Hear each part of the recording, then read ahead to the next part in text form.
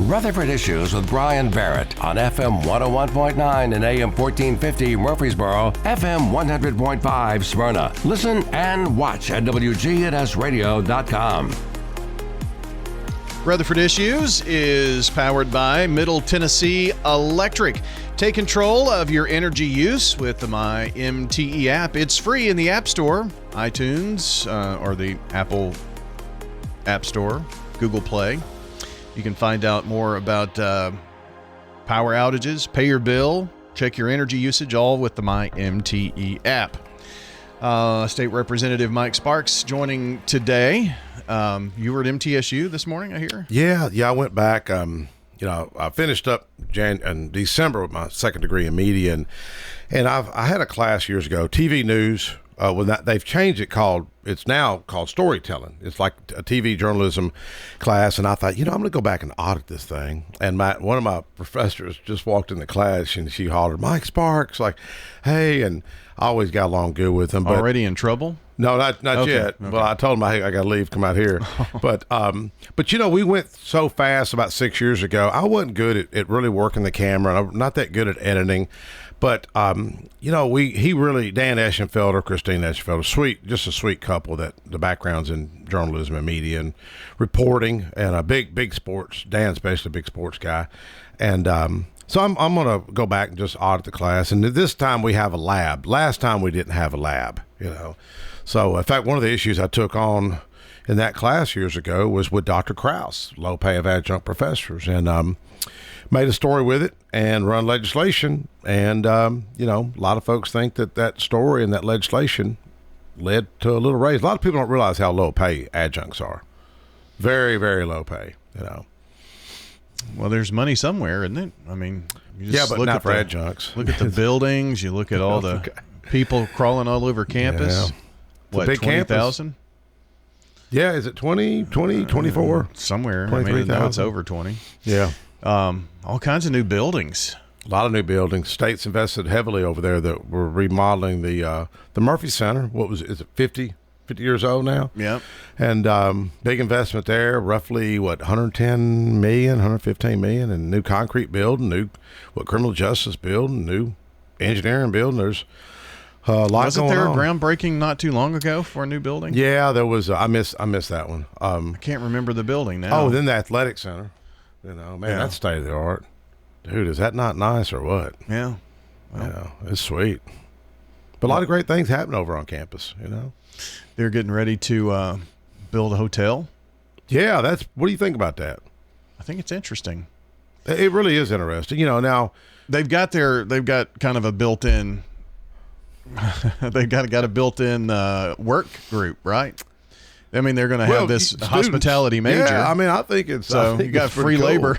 Yeah, it's a neat concept. You could talk about private-public partnerships. Now 10 years ago, I would have probably had an issue with that, but we're a growing tourism industry here, and not just Middle Tennessee, but Tennessee overall. And I think it's a good hands-on with the students, and could really be pretty nice to have speakers right there at the hotel and everything kind of centralized. And well, I think they're hoping that the Murphy Center renovations will bring in events that are tied to like concerts, things like that. I didn't realize how big graduations were there, high school graduations, and I know our local county does their graduations there.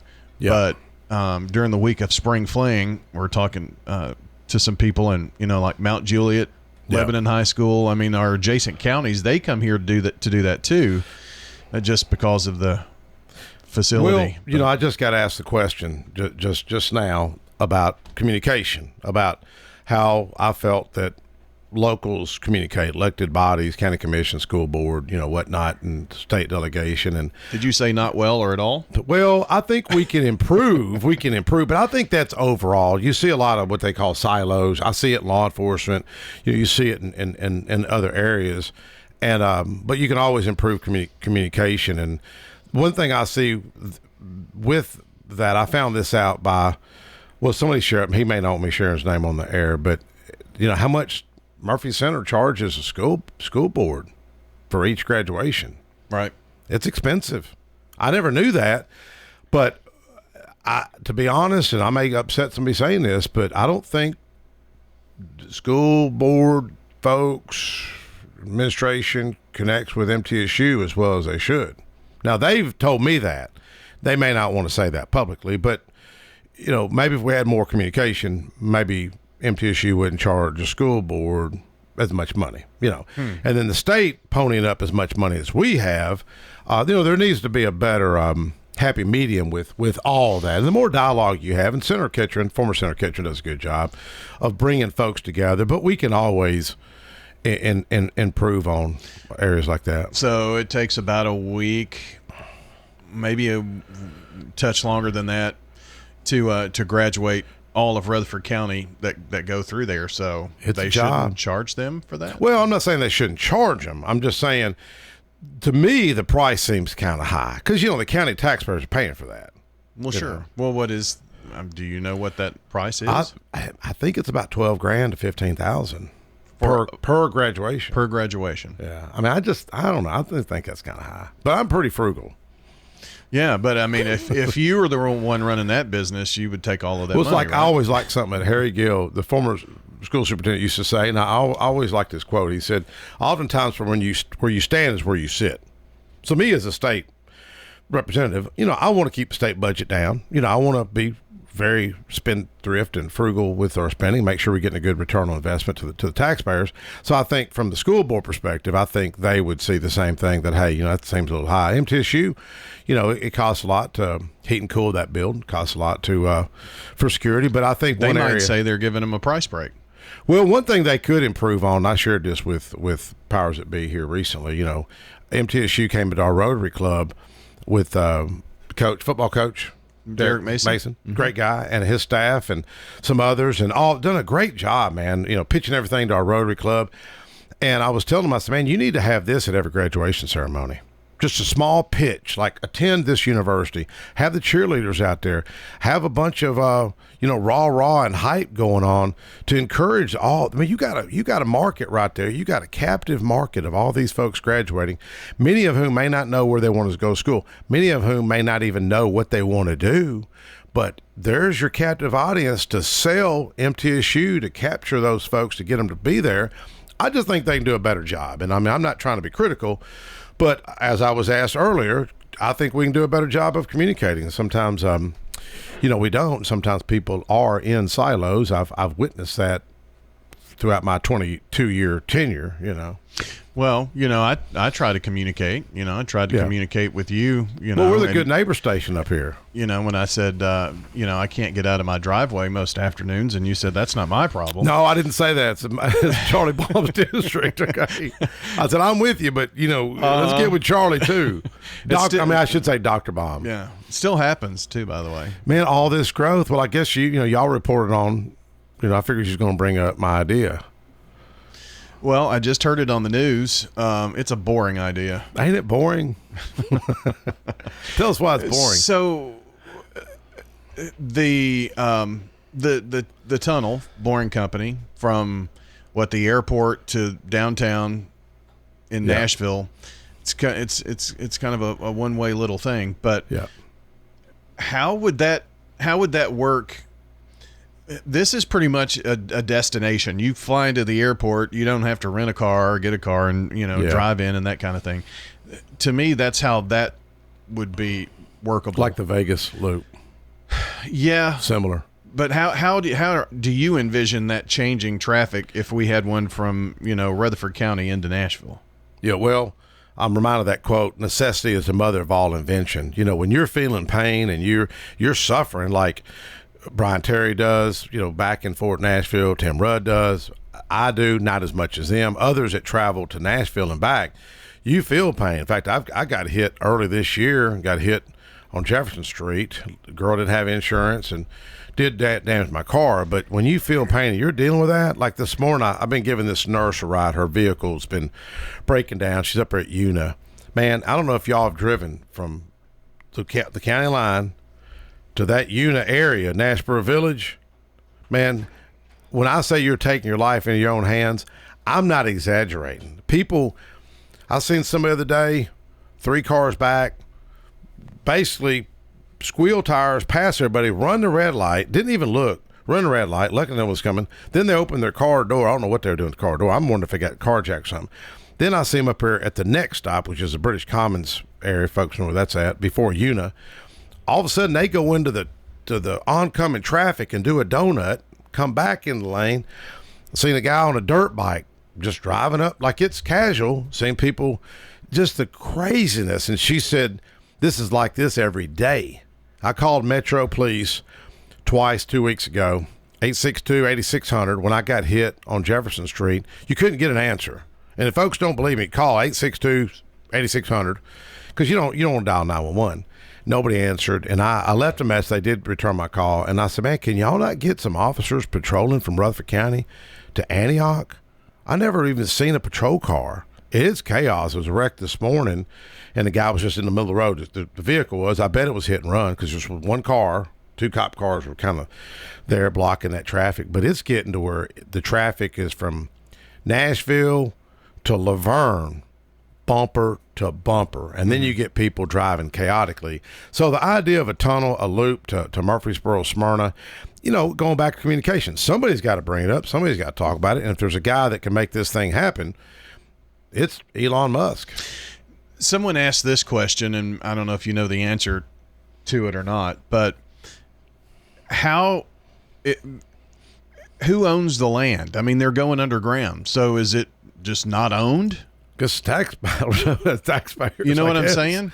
I don't know. That's a great question. So if you own a business and the tunnel is going below your business, how do you own certain amount down?